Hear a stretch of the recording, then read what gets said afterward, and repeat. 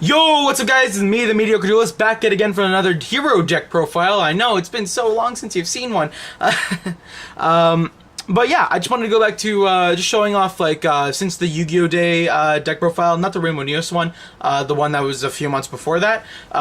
Before that, I haven't really posted anything about heroes in general. Like, other than my Rainbow Neos deck profile, I haven't shown any, like a competitive side of things. I've taken like a break from being competitive and just like playing more casual decks, as you saw with the Fire King Yubels and the Rainbow Neos. Like those, I've been taking like local stuff like that, just trying to have fun with it. It's not doing me anything, and I'm starting to get depressed from it. So I just figured I just like try and go back to my roots at least, and then start playing heroes again. But yeah, the last time I played this one was.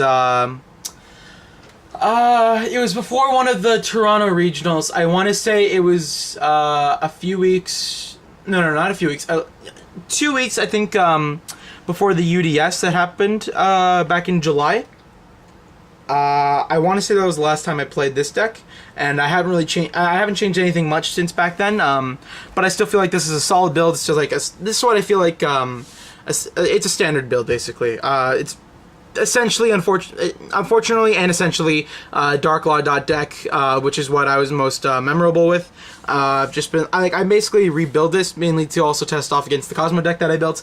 I felt like both of these two are pretty equal right now, with slight favor obviously towards Cosmo, because they can be more consistent. But with heroes, we have the rank 4 toolbox obviously to go into Lightning, which stops all the floating ships, and also with Dark Law just being such a powerful card. As long as I have another beater again like Utopia, just to start beating over the ships, they can't really do much about it.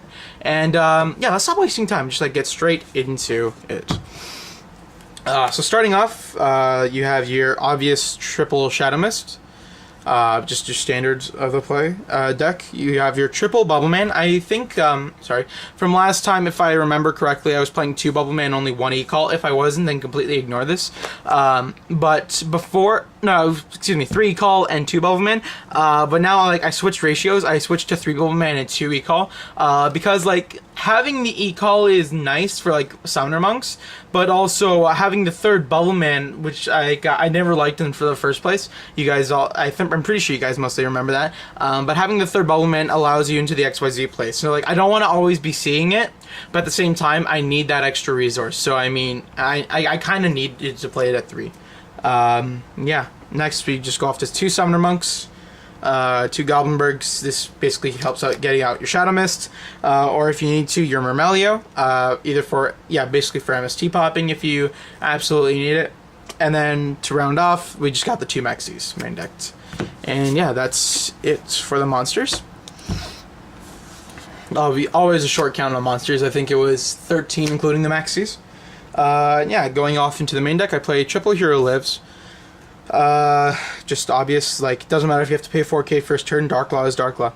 I play the 2 E-Calls and then the 1 Rhoda to just follow with it. You could say, why not just play 3 E-Calls? Well, Goblinberg is the unofficial hero, and you need a way to search him out too. So, yeah. And if you already have the Goblinberg, great! Then that's another E-Call for you, so shut up. Next we play Triple Mass Change. And then the double Instant Fusion. And for whatever reason, because it's been a while since I saw this deck, for whatever reason, I didn't have enough space in here, like, because I wanted to keep it 40 cards. I only have the 1 Twin Twister. I only have 1 Twin Twister in the first place, but I mean, I thought I'd be playing 1 Twin Twister on an MST like a few other decks that you see me play. But I mean, apparently I only have the 1 Twin Twister, and then just to round it off for Reiteki. Yeah, it's a lot shorter on spells than what I remember, but it's more of a control deck when you play Dark Law.Deck, so yeah. Next, going off into the traps, we play, well, I wanted to play 2 Storming Mirror Forces, but because I only have the 1, I'm just doing that for now, and then after playing the regular Mirror Force. Yeah, it's just such a good card.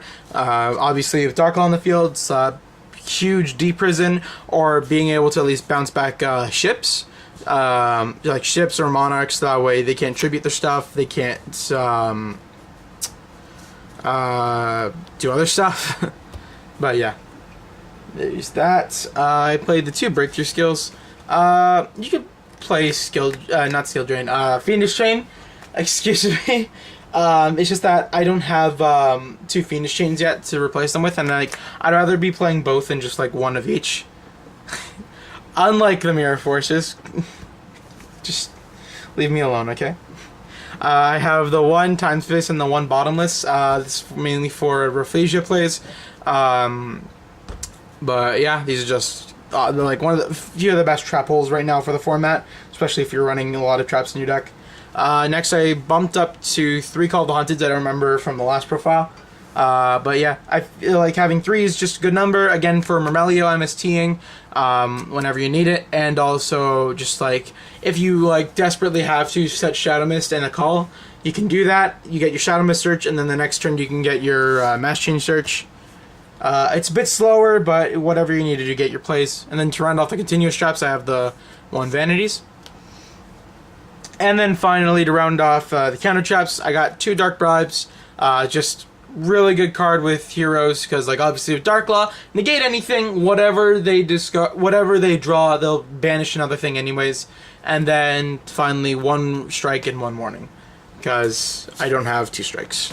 And also, when you think about it, having like having a warning in the main deck, I actually want to do a discussion about this. Like, if you would play, like, if you had the option to play 2 strikes or strike and a warning, which one would you go for? Because like most people, from what I see, would always go for the the 2 copies of strikes. But like then you realize not every like summon can be stopped with strike. It doesn't mean they're going to be activating effects, because like if you just set 1, you've been like relying on it this whole time. They're going to figure out maybe sooner or later it's a possibility there's a strike. So I mean, you're just like, I don't feel like it's always the best card, and that's why I like warning, because like back like in previous formats, like Shadal's format, Necros format, it was been able to like stop their fusions. It was been able to stop their ritual spells.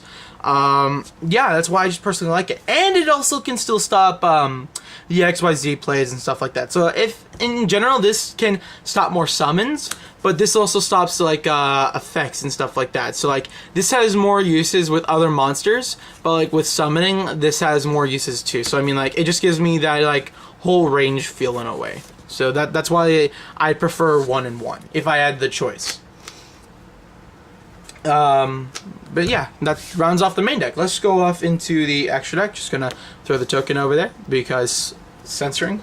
Why didn't I do that before? It beats me. We got the 1 Anki, 1 Acid, and then double Dark Law. It's your standard Master Hero engine for the extra deck. And then to round off, just the 1 Norden for your instant fusion plays. Next is just like basically a generic rank 4 toolbox. It's got the 1 Honor Arc, the Excalibur to beat over stuff.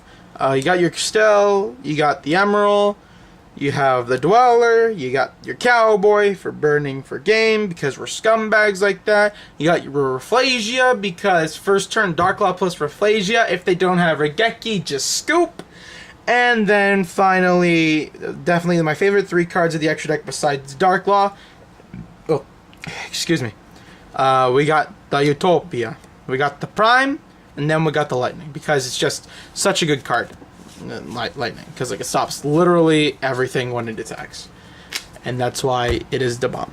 And the main reason, I feel like I can have another discussion on this too. Why would you play, like, would you rather play 2 materials or only 1 for Lightning? But like, let's get onto those discussions in another video, and like actually be interesting for once other than deck profiles.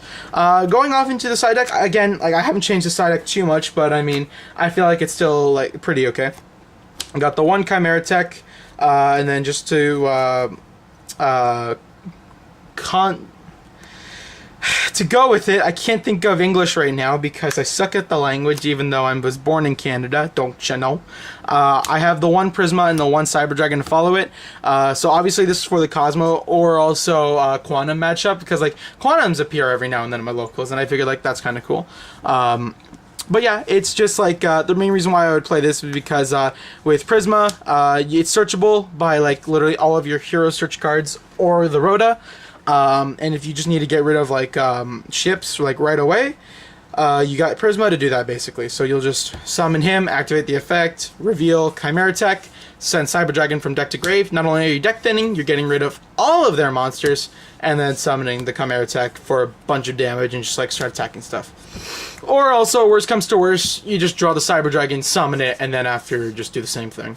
So I mean, you're basically getting the same thing out of it, and then you have an extra level 4 in your deck to use. So like, either way, I feel like it's a win.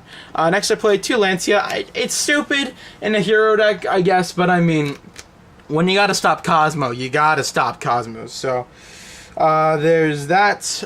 Next I only have the 1 copy of Gamma Seal, because I don't want to spend another $6 on just... No, I don't... Okay, I got this when it was like round 3 or 4, I want to say, and I don't want to spend 6 for one right now. Especially with the Super now coming out. I don't know if the OTS number 2 pack has come out yet. I'm stuck at home, and I know there's a locals today, so sucks to be me. I play the 1 Dragolich, because again, I haven't updated this deck in like such a long time. But basically what this does is another Dark Destroyer route, because like you would summon this, then they would switch all their monsters to defense mode. They would all have 0 defense, and then you can start like attacking stuff over with it. And it's another level 4. Next, I have the 1 Ghost Ogre. I got my 2 Flying Seas. I got 2 Mistaken Arrests. Then I have my 2 Light Imprisoning Mirrors for Cosmo, and also in a certain Cosmo, Monarch, and BA matchup. This stops obviously the Ideas and Ethers, and with BA it can stop Dante's and also Beatrice, because like without them it's not really that powerful of a deck. Like sure, they have like an entire rank 3 toolbox, but I mean if you can't activate their effects, they're just like literally sitting there doing nothing. And then to round it off, this is supposed to be Rivalry of Warlords, but like that's away right now. So I decided to just have Gozen match. It's almost the same thing in this meta, but I feel like Rivalry is just like a bit better. But yeah, that rounds up everything for this deck now. So thank you guys so much for watching. If you have your own opinion for constructive criticism, please leave in the comment section below. Tell me what you think of this deck. If you liked it or not, please leave a request in the comments, and I'll try and see what I can do. It's me, the Mediocre Duelist, signing off.